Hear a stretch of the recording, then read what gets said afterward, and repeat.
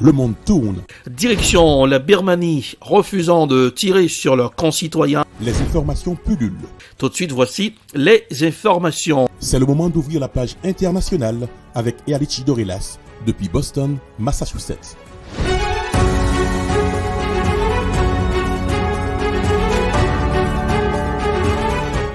Mesdames, Messieurs, bonsoir, bienvenue dans la page internationale au grand journal du 14h. Depuis la newsroom dans la capitale des grandes universités du monde, Boston, Massachusetts, Erlichi Dorelas, pour présenter la page internationale. Jacques Mel pour le grand journal, Journal François Robbins assure les manœuvres techniques. Bonsoir aux auditeurs de la radio évangélique Hosanna 102.3 FM à Jacques Mel. Enquête sur le sabotage de Nord Stream, les premières images sous-marines, des images tournées à 80 mètres de profondeur ont montré un trou béant sur Nord Stream 1. Voici un reportage à signer Euronews. En mer Baltique, les investigations se poursuivent pour tenter de déterminer l'origine des explosions qui ont endommagé les gazoducs Nord Stream. Ces images sous-marines tournées à 80 mètres de profondeur font apparaître un trou béant sur le tuyau. Les Occidentaux soupçonnent la Russie d'être derrière ce sabotage qui pourrait avoir été provoqué par des drones sous-marins. À Moscou, le porte-parole du Kremlin dénonce des accusations absurdes et fustige une enquête menée sans la Russie. On peut regretter que l'ensemble du processus d'investigation se déroule à huis clos, sans possibilité pour la partie russe de participer et d'interagir, alors que la Russie est copropriétaire du gazoduc. Nous n'avons pas la possibilité d'effectuer notre propre enquête sur place. Et surtout, de ce qu'on entend des déclarations faites en Allemagne, en France ou au Danemark, cette enquête est en train d'être arrangée de manière à faire porter la responsabilité à la Russie, ce qui est absurde. La Russie mène sa propre enquête de son côté et accuse les Occidentaux d'être derrière ce sabotage. Survenu le 26 septembre, les explosions sur Nord Stream 1 et 2 ont laissé échapper de vastes quantités de méthane, un puissant gaz à effet de serre, même si l'oléoduc était à ce moment-là à l'arrêt en raison de la guerre en Ukraine. La Russie a détruit 30% des centrales électriques ukrainiennes en un peu plus d'une semaine, provoquant des coupures de courant massives à l'approche de l'hiver, a dénoncé mardi le président ukrainien Volodymyr Zelensky. Voici un reportage à signer I24 News. Au-dessus des arbres de la ville de Jitomir à l'ouest de Kiev, des colonnes de fumée noire stigmatent des dernières frappes russes dans la région. Aujourd'hui, à 8h40, l'ennemi a frappé une installation d'infrastructure énergétique dans la région de Jitomir. Pour l'instant, 11 localités de la région sont temporairement privées d'électricité. La reconnexion d'urgence au réseau de secours se poursuit, ce qui permettra de rétablir l'alimentation en électricité des communautés territoriales. Heureusement, il n'y a pas eu de victimes. Selon le président ukrainien Volodymyr Zelensky, les attaques visant des infrastructures énergétiques ont causé la destruction de 30% des centrales électriques du pays. Conséquence, il réitère son refus de négocier avec son homologue russe Vladimir Poutine. L'armée russe a d'ailleurs confirmé avoir frappé des infrastructures énergétiques en Ukraine.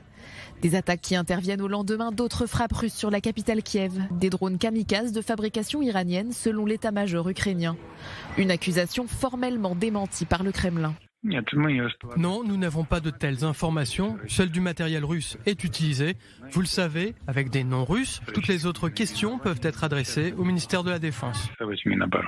L'utilisation de ces drones a néanmoins déclenché la colère de Washington.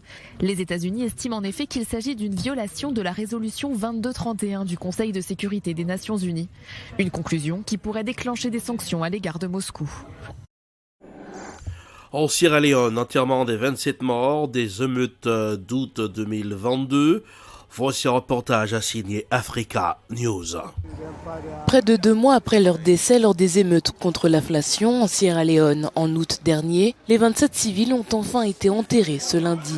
Le retard des obsèques a également été expliqué par la nécessité de trouver un accord avec les familles sur les conditions des funérailles. Les proches des victimes n'ont finalement pas obtenu gain de cause pour prévoir des funérailles en famille. Nous étions présents à la réunion et nous avons désapprouvé. Nous avons rejeté les 20 000 léones que le gouvernement a offerts à chaque famille pour aider au rite funéraire. Les dépouilles des jeunes manifestants ont été inhumées dans un cimetière de Freetown, la capitale, après une cérémonie organisée par l'État pour des raisons de sécurité. Mohamed Rahman Souaré, ministre de l'Information, a également expliqué ce retard en invoquant le temps requis pour faire identifier chaque disparu par des proches vivant loin de la ville pour certains ou effrayés pour d'autres. Je me sens si découragé, déprimé et très malheureux. Je ne suis pas du tout content de la décision que le gouvernement n'a pas voulu prendre. Ils ont gardé les enfants jusqu'à maintenant, pendant 2 mois, et maintenant ils sont prêts à être enterrés. Cela cause beaucoup de traumatisme. Cela brise des familles. Personne n'est heureux. Le 10 août dernier, la capitale de Sierra Leone ainsi que les villes de Makeni et Kamakie ont été le théâtre d'affrontements entre les forces de sécurité et les jeunes manifestants qui protestaient contre la hausse des prix. Ils réclamaient également le départ du président Julius Maada Bio, élu en 2018.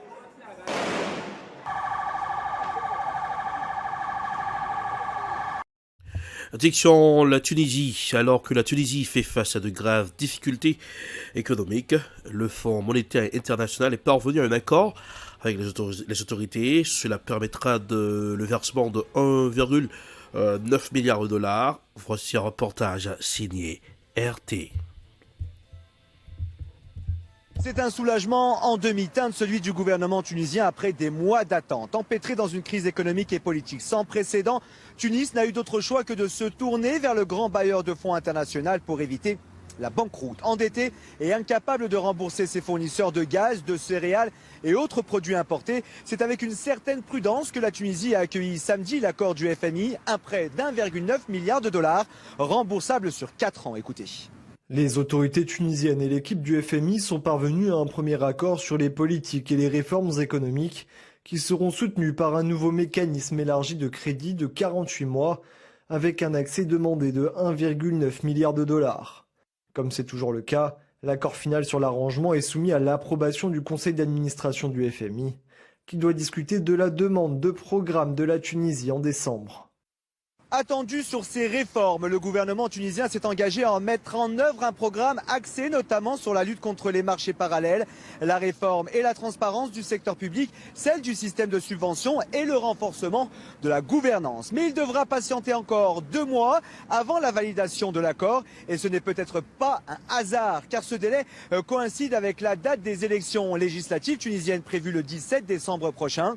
Le FMI n'a pas manqué de rappeler aux Tunisiens sa volonté de voir un Parlement pluriel et surtout capable de soutenir le gouvernement dans ses réformes. Pour Zied Dabar, journaliste économie, la Tunisie n'a plus d'autre choix que d'accepter les doléances de son bailleur de fonds, quitte à se résigner à ce qu'il y ait bel et bien de l'ingérence. Écoutez-le.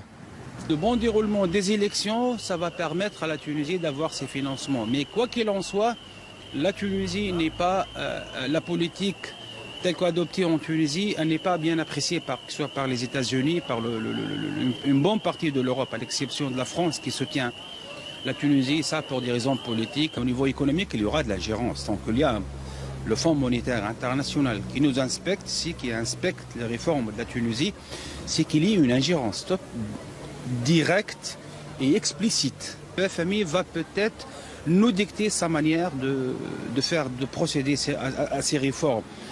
La Tunisie, finalement, avait besoin de quelques réformes économiques, mais on n'avait pas vraiment besoin de cette logique un peu libérale, telle que présentée par le gouvernement. Surtout, une simple comparaison entre les discours prononcés par le président de la République, l'actuel président de la République en Tunisie, et l'actuel gouvernement. Il y a une grande différence entre ce que le gouvernement promet en termes de réforme et ce que le président promet en termes d'un État dont le rôle social est primordial. Les fonds que devrait débloquer le FMI vont soulager un pays plus qu'endetté, incapable d'emprunter sur les marchés internationaux et confronté à une série de pénuries en tout genre. Avec un déficit budgétaire qui pourrait dépasser cette année les 9% et un taux d'inflation de 9,1% sur un an en septembre, la Tunisie ne semble plus en mesure de négocier davantage avec ses bailleurs de fonds. Seule solution, appliquer leurs recommandations à la lettre, à commencer par le déroulement des élections législatives qui doivent être libres, indépendantes et plurielles. Zoom sur le monde, que se passe-t-il dans le monde? À l'émission sur TVL, la guerre en Ukraine, comment l'Occident a privilégié la guerre en sabotant toutes les solutions de paix. Écoutons un extrait de l'émission sur TVL. Nous sommes entraînés dans une guerre où nous aurions dû, en tant que grande nation européenne, être un vecteur de paix. Nous connaissions très bien Moscou, nous connaissions très bien Kiev, nous étions de toutes les nations européennes une des seules qui était la plus légitime pour trouver un dialogue, un discours entre Moscou et Kiev. C'était impossible qu'on n'y soit pas arrivé si ce n'est qu'on a suivi les Américains et on n'a pas voulu. Si on regarde vraiment, on suit la doctrine américaine étrangère depuis plus de 100 ans, elle veut clairement éloigner la Russie. Elle veut affaiblir, pas parce que ce sont des Russes, mais parce que c'est une puissance. Ils ont la même logique avec la Chine, ils ne veulent pas de concurrents. Vous voyez, les États-Unis, eux, ils ont érigé un modèle international, global. Ils ne veulent pas de concurrents qu'ils dominent. Ils sont le centre du monde économique aujourd'hui. Ils sont, encore avec la Chine, ça se joue au coude à coude, mais la première puissance mondiale. Ils ne veulent pas de concurrents. Si vous avez la Russie qui devient une grande puissance européenne intégrée avec le savoir-faire industriel allemand et français que nous sommes en train de perdre mais que nous avions, eh bien les Américains s'affaibliraient, ils le savent et c'est dans leur doctrine, c'est même pas quelque chose qui cache, ça ne tient pas, ça ne relève pas du tout de la conspiration.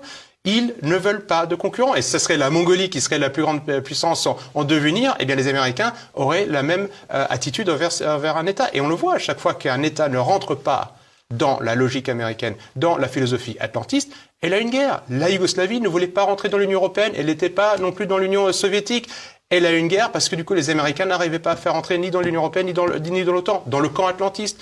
L'Irak, Saddam Hussein, à partir du moment où il a commencé à parler d'échange de pétrole en euros et non plus en dollars, ce qui tuerait le pétrodollar, donc qui est une des grandes forces, un des piliers de l'économie américaine, eh bien, il a eu une guerre. Kadhafi a une guerre à partir du moment où il a commencé à parler d'une monnaie unique pour l'Afrique. Ce ne sont pas des conspirations, c'est la réalité. C'est la réalité. Même si, quelques mois auparavant, un Milosevic, un Saddam Hussein, un Kadhafi étaient sur le perron de l'Élysée, étaient invités en grande pompe dans des réunions avec Barack Obama ou d'autres chefs d'État. Et les Américains font ça, sauf que attaquer la Russie frontalement n'est pas possible, parce que la Russie est une puissance nucléaire. Donc on fait une guerre de proximité en Ukraine. Les Américains et les atlantistes avaient déjà commencé ça. En Géorgie, ils l'ont fait dans différents États. En Kyrgyzstan également, les fameuses révolutions de couleur, révolution de la rose, révolution de orange. Et voilà, c'est la fin de la page internationale au Grand Journal du 14h pour aujourd'hui. Merci de l'avoir suivi. La production, comme d'hab, est signée Prod, réalisation en Télébeltop pour le cœur de la radio évangélique Osana 102.3 FM à Jacmel.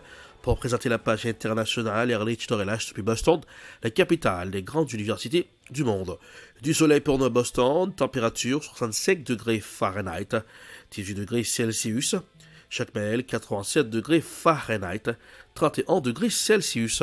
Bonsoir Joannel, bonsoir Rubens, bonsoir aux auditeurs de la radio évangélique Osana 102.3 FM à Jacmel. Passez un excellent mardi. Bonsoir, à demain. C'était la page internationale avec Erlich Dorelash.